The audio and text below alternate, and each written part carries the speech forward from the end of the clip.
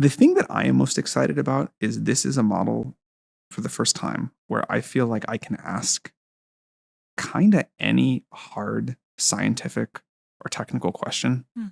and get a pretty good answer. And I'll give a fun example, Yeah, actually. please. When I was in junior high, or maybe it was ninth grade, I got a TI-83, this old graphing calculator. And I spent so long making this game called Snake. Yeah. It was a very popular game with kids in my school. And I was like pro and it was dumb, but it was like programming on a TI-83 was extremely painful. It took a long time and it was really hard to like debug and whatever. And on a whim, with an early copy of GPT-5, I was like, I wonder if it can make a TI-83 style game of Snake. And of course, it did that perfectly in like 7 seconds.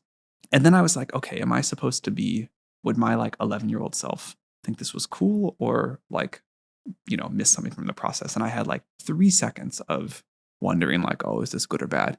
And then I immediately said, actually, now I'm missing this game. I have this idea for a crazy new feature. Let me type it in. It implements it, and it just, the game live updates. And now I'm like, actually, I'd like it to look this way. Actually, I'd like to do this thing.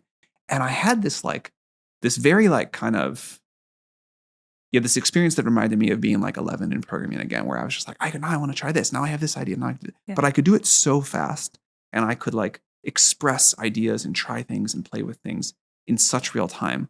I was like, oh man, I was worried for a second about kids like missing the struggle of learning to program in this sort of Stone Age way.